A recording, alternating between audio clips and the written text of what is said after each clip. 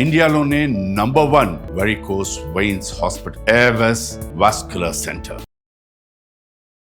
అందరికీ నమస్కారం. నా పేరు మాధురి. మీరు చూస్తుంది సుమన్ టీవీ నెట్వర్క్. మనకి 19వ తారీఖున ఏకాదశి, అలానే ఆ రోజు మంగళ గౌరీ వ్రతం, అలానే ఆరుద్ర నక్షత్రం. ఈ 3 కలగలిసి వస్తే చాలా ప్రత్యేకంగా చెప్పుకుంటూ ఉంటారు. మరి ఇలాంటి ఏకాదశి రోజు, దట్టు శ్రావణ మాసంలో వచ్చే ఏకాదశి రోజు, ఆ రోజు ముఖ్యంగా ఆడవాళ్ళు ఏ విధి విధానాలు చేసుకున్నట్లయితే వాళ్ళు పసుపు కుంకుమలు చక్కగా ఉంటాయి, ఎలాంటి విషయాలు వాళ్ళు పాటించినట్లయితే వాళ్ళ జీవితం సస్యశ్యామలంగా ఉంటుంది, ఇలాంటి ఆసక్తికరమైన విషయాలు మనతో పంచుకోవడానికి మనతో పాటు ఉన్నారు ప్రముఖ జ్యోతిష్య పండితులు బ్రహ్మశ్రీ నందిబట్ల శ్రీహరి శర్మ గురువు గారు. నమస్కారం గురువు గారు. వాగర్థావివ సంపృక్తౌ వాగర్థ ప్రతిపత్తయే జగతః పితరౌ వందే పార్వతీ పరమేశ్వరౌ ఆదిత్యాయ చ సోమాయ మంగళాయ బుధాయ చ గురు శుక్ర శనిభ్యశ్చ రాహవే కేతవే నమః. శృంగేరి జగద్గురు పీఠాధిపతులకి, కంచి పీఠాధిపతులకి నమస్కారములు తెలియజేసుకుంటూ కార్యక్రమాన్ని ప్రారంభిద్దాం. గురుగారు, శ్రావణ మాసం అంటేనే పరమ పవిత్రమైన మాసం, అందులో ఏకాదశి. ఈ రెండిటికి ఒక చాలా మంచి రోజుగా పరిగణిస్తూ ఉంటారు. అలానే మంగళగౌరి వ్రతం కూడా వచ్చింది ఆ రోజు చేసుకోవడానికి, అలానే ఆరుద్ర నక్షత్రం వచ్చింది. ఈ 3 ఇలా కలిసి రావడం వలన మనం ఏదన్నా పూజా విధానాలు, వ్రతాలు చేసుకున్నప్పుడు ఎలాంటి ఫలితాలు వచ్చే అవకాశాలు ఉంటాయి గురుగారు? ఈ శ్రావణ మాసంలో ముఖ్యమైనటువంటి పుణ్యతిథులు కొన్ని ఉంటాయమ్మా. ఇప్పటి వరకు వరలక్ష్మి వ్రతము ఇవన్నీ కూడా మనం కంప్లీట్ చేసుకున్నాం. ఇక మిగిలినటువంటిది మంగళవారం నాడు మంగళగౌరి వ్రతాన్ని ఆచరిస్తారు. ఈ శ్రావణ మాసంలో ఆఖరి మంగళవారం 19వ తారీఖు రోజున. ఓకే. తర్వాత అదే రోజు ఏకాదశి కూడా అవ్వడం. శ్రావణ మాసంలో వచ్చేటువంటి కృష్ణపక్షంలో వచ్చే ఏకాదశి అజ ఏకాదశి అని అంటారు. ఇక తరువాత మరీ ముఖ్యంగా పరమేశ్వరునికి అత్యంత ప్రీతికరమైన మాసము ఏది అని చెప్పి పార్వతీ అమ్మవారు అడిగితే సాక్షాత్తు శివుని నోటి నుంచి వచ్చినటువంటిది శ్రావణ మాసం. కాబట్టి అటువంటి శ్రావణ మాసంలో ఏకాదశి పుణ్యతిథి రోజున శివుడి నక్షత్రం ఆరుద్ర నక్షత్రం కూడా కలిసి ఉండడం పరమ పుణ్యప్రదం, మహామహిమాన్వితమైనటువంటి రోజుగా చెప్పవచ్చు.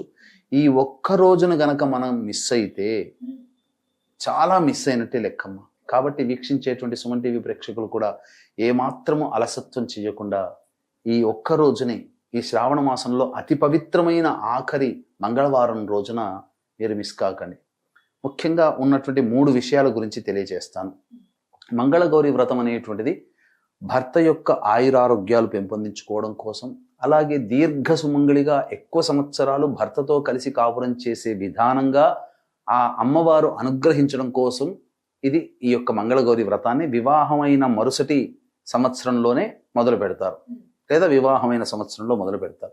ఇక రెండవది, వివాహం కాని అమ్మాయిలు చక్కటి వరుడు లభించాలనేటువంటి ఉద్దేశంతో ఈ యొక్క కాత్యాయని వ్రతాన్ని ఆచరిస్తారు. కాబట్టి వివాహం కాని అమ్మాయిలు కాత్యాయని వ్రతం, వివాహమైన మహిళలకి దీర్ఘ సుమంగళికి ఈ మంగళగౌరి వ్రతం అనేటువంటిది ఈసారి చేసుకోవాలి, తప్పదు. మంచిగా చక్కగా చేసుకుంటే చాలా విశేషమైనటువంటి యోగం కలుగుతుంది. ఇక రెండవది ఏకాదశి అనేటువంటిది. సహజంగా మనకున్నటువంటి అనేక పుణ్యతిథులు మనకున్నాయమ్మా. ఈ ఏకాదశుల్లో ప్రతి నెల 2, సంవత్సరానికి 24, అలాగే అధిక మాసం వస్తే ఇంకో 2 ఏకాదశులు వస్తాయి, 26 అవుతాయి. అయితే ఈ యొక్క శ్రావణ మాసంలో వచ్చేటువంటి ఏకాదశి అనగా పౌర్ణమి ముందు వచ్చే ఏకాదశి, అమావాస్య ముందు వచ్చేటువంటి ఏకాదశికి, పౌర్ణమి ముందు వచ్చే ఏకాదశికి శ్రీధర అనే నామంతో గనక జపిస్తే పుణ్యఫలం. ఇప్పుడు మనకు 19వ తారీఖు రోజున వచ్చేటువంటి ఏకాదశి అమావాస్య ముందు వస్తుంది కాబట్టి జనార్దన అనే నామంతో విష్ణువుని కొలవాలి. కాబట్టి ఈ ఏకాదశి వ్రతాన్ని ఆచరించడం వల్ల కలిగేటువంటి ఫలితములు ఏంటంటే, ఉద్యోగం కావలసినటువంటి వాళ్ళకి ఉద్యోగం లభిస్తుంది. అలాగే ఏ పని ఎందైనా కానీ కష్టాలు పడుతున్నటువంటి వాళ్ళు అటువంటి కష్టాలన్నీ తొలగిపోతాయి. తరువాత ముఖ్యంగా పాపత్వము అనేటువంటిది జాతక రాశి నుంచి తొలగిపోతుంది, పుణ్యత్వం ప్రసాదించబడుతుంది, జాతకానికి బలం పెరుగుతుంది.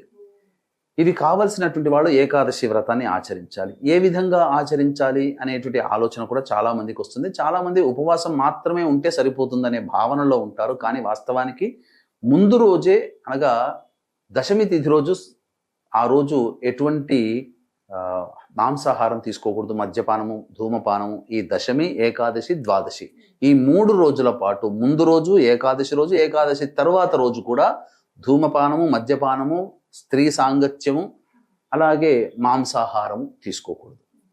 ఈ 3 రోజుల పాటు భూషయనం అనేటువంటిది చేసుకోవాలి. ఇక రాత్రి అనగా దశమి తిథి రోజు తెల్లారితే ఏకాదశి అనగా రాత్రిపూట అల్పాహారం తీసుకోవాలి.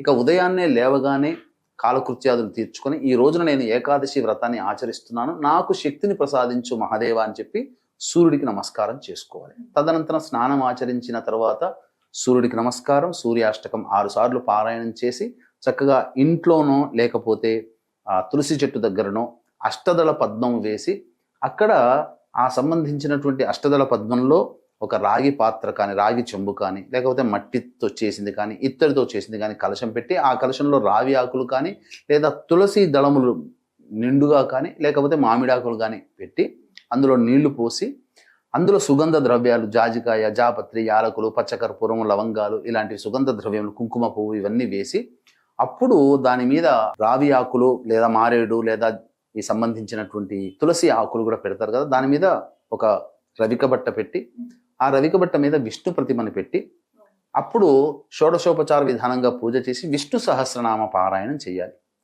చేసిన తర్వాత ఆ రోజంతా కూడాను ఉపవాసం ఉంటూ జనార్దనాయ నమః, జనార్దనాయ నమః, జనార్దనాయ నమః అంటూ నామాన్ని జపిస్తూనే ఉండాలి. ఎన్నిసార్లు వీలైతే అన్నిసార్లు. సాయంకాలం మళ్ళీ ప్రదోషకాల సమయంలో మళ్ళీ దీపారాధన చేసి విష్ణు సంబంధించిన దేవాలయానికి చేరుకొని నమస్కారం చేసుకొని రావి చెట్టు దగ్గర సాయంకాలం సూర్యాస్తమయం కంటే ముందే రావి చెట్టు దగ్గర ఆవునేతితో దీపారాధన చేసి ఇంటికి రావాలి. ఆ రోజంతా ఉపవాసం ఉండి తెల్లవారి ద్వాదశి తిథి రోజున గనక ఇంట్లో వండినటువంటి పదార్థముతో చక్కగా అన్ని పదార్థములు చేసి విష్ణుదేవుడికి నమస్కరించి నైవేద్యము పెట్టి తదనంతరం ఎవరికైనా బ్రాహ్మణుడికి ఆ కలశము వస్త్ర సహితముగా దక్షిణ దానము చేసి వీలైతే బ్రాహ్మడికి భోజనం పెట్టడం, లేదా స్వయం పాకం ఇవ్వడం, లేదా బంధువుల్ని ఇంటికి పిలిపించి భోజనాదులు పెట్టి, లేదా అతిథి అభ్యాగతులు ఎవరైనా కానీ ఆకలి కొని వారికి అన్నము దానము చేసి తదనంతరం ఆ భార్యాభర్తలు గనక తిని ఆ రోజుకి సంబంధించినటువంటి ఆ నియమాన్ని గనక విసర్జిస్తే ద్వాదశి తిథి రోజున సంపూర్ణంగా ఏకాదశి వ్రతాన్ని ఆచరించిన ఫలితము మనకు కలుగుతుంది. తద్వారా పాపత్వము నశించి పుణ్యము పెరుగుతుంది, జాతకంలో ఉన్న గ్రహ దోషాలు కూడా తొలగిపోతాయి, అన్నిటికంటే ముఖ్యంగా జీవించడానికి మార్గము బలపడుతుంది అని చెప్పవచ్చు. ఇక అన్నిటికంటే మూడవదైనటువంటిది ఆర్ద్ర నక్షత్రం ఏకాదశి తిథి ఉండడం. ఇది చాలా ఇంకా పరమ మహిమాన్వితమైనటువంటి పవిత్రమైనటువంటి రోజుగా చెప్పవచ్చు.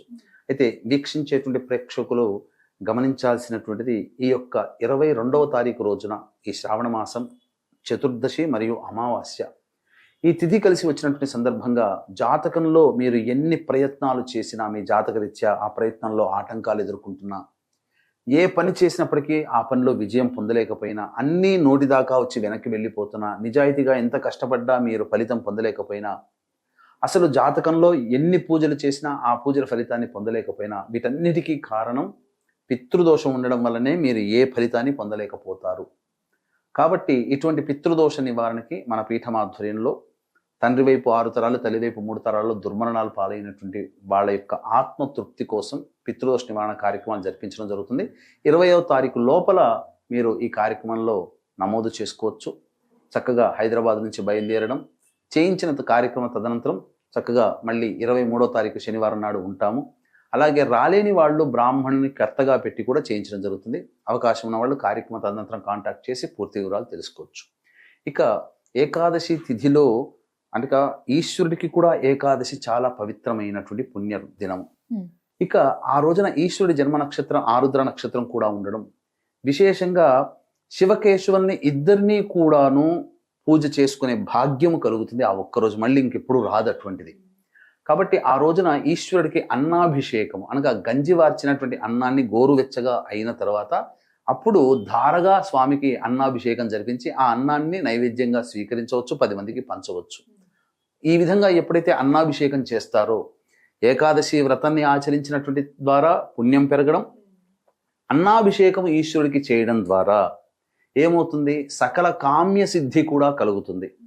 అంటే ఒకే దెబ్బకి 2 పిట్టలు అన్నట్టుగా ఒకే రోజున మనం చేయడం ద్వారా మన జాతకరీత్యా ఉండేటువంటి గత జన్మ పాపత్వము తొలగిపోతుంది.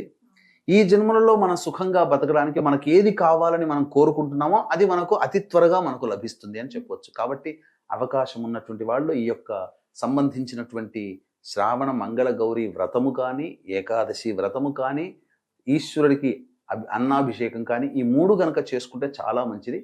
ఈ నియమాల్ని పాటించి చూడండి. తప్పకుండా మీకు వచ్చే కార్తీక మాసం కల్లా మీరు ఏ సంకల్పం ఉంటుందో ఆ సంకల్పంలో మీరు నెరవేర్చుకొని ఆనందంగా ఉంటారని చెప్పడంలో ఏమాత్రం సందేహం లేదు. చాలా చక్కగా తెలియజేసినందుకు ధన్యవాదాలు గురువు గారు. సర్వం శ్రీ ఉమామహేశ్వర పరబ్రహ్మార్పణమస్తు.